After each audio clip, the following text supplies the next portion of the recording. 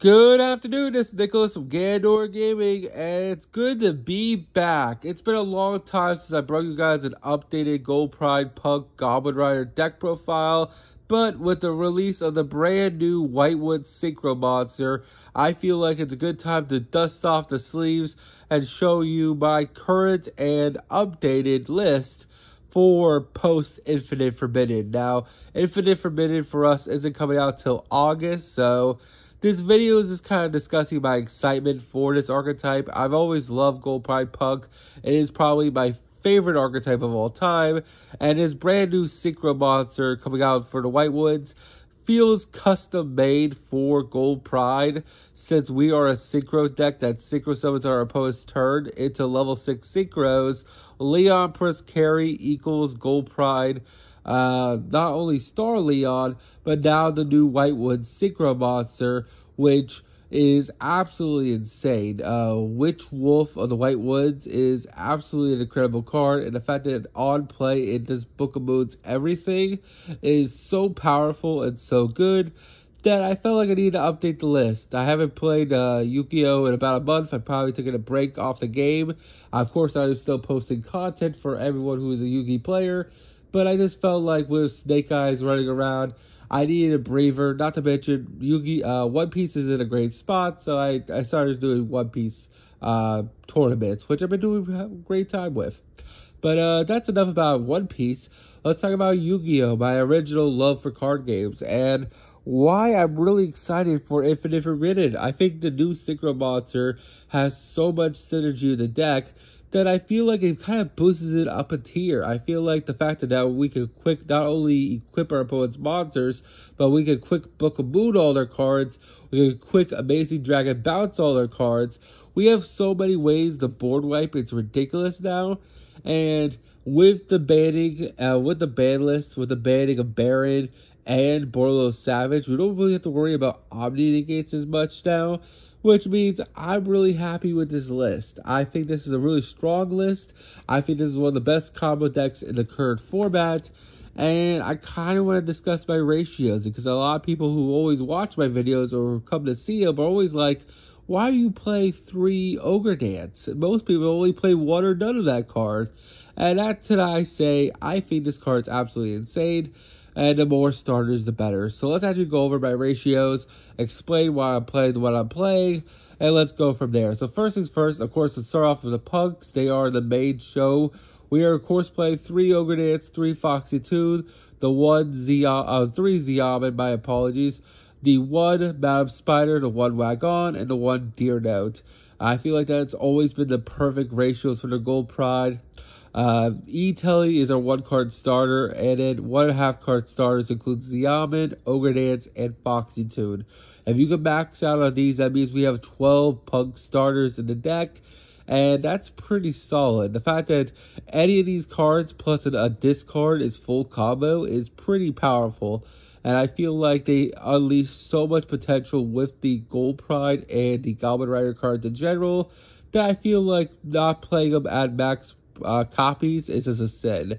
Now, I know a lot of people don't like Ogre Dance because it opens you up to Droll, but we are playing Cross-Out Designators and Call by the Grave just to stop that, and I feel like it's still a worthwhile conclusion to play 3 of the card, especially since in a top deck situation, drawing into an Ogre Dance is just so good because it basically means you win the game, which is really great. I feel like the 1 field spell and the 1 what's it called, Madam Spider, Trap, Dangerous Gabu is just perfect for the ratios. Yes, they are one-ofs that you don't typically want to see drawn, but even then, the field spell isn't always the worst thing to draw. And, of course, yes, you don't want to see the Trap card hand, but even then, it's still a really, really powerful one-of. It's imperm, basically, for the archetype. You should at least play it as a one-of. Of course, we play the 3 E-Tellys because E-Telly is amazing. We're also playing the 1 Tracker. The reason why we're playing Tracker over Wheeler is because Tracker is a non-tuner, meaning we make Synchro 6s with him, which is pretty nice. And he's just a basic extender that also chain blocks. If you use him as Synchro material, he has the effect to increase the attack of a monster. Thus, you get the chain block, which is pretty nice.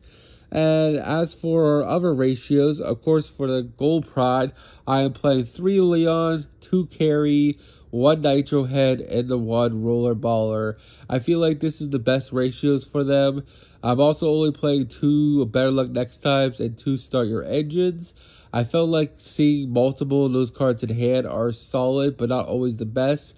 So I felt like cutting them down to 2-2 was the best way to do it. And I'm pretty happy with the results. I've been having some great success with these ratios. Sometimes I want to bump them up to 3, but for this list, I feel like 2-2 is just the right ratios. For the Goblin Riders, I feel like they're also the perfect ratios going on right now.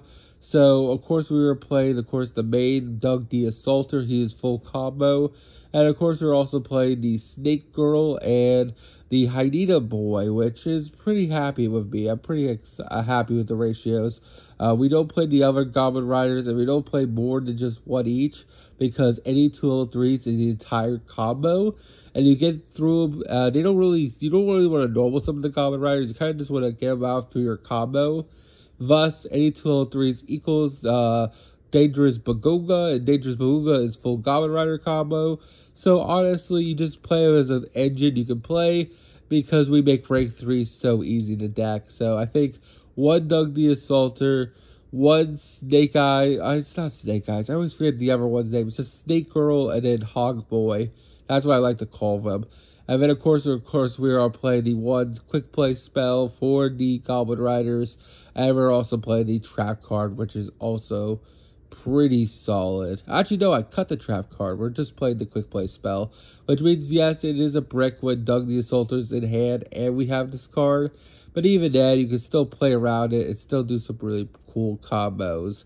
We're also playing the XYZ armor package, so we do have the 1 of trap card. I feel like the package is too good not to leave it out. I know it's a brick if you open it, but because of the Goblin Riders and how they work, even if it is in hand, you can just detach a material off your XYZ armor fortress dude and still do the combo even with the brick in hand, which is still pretty good. For people who are known to my list, I did take out the Goaty engine.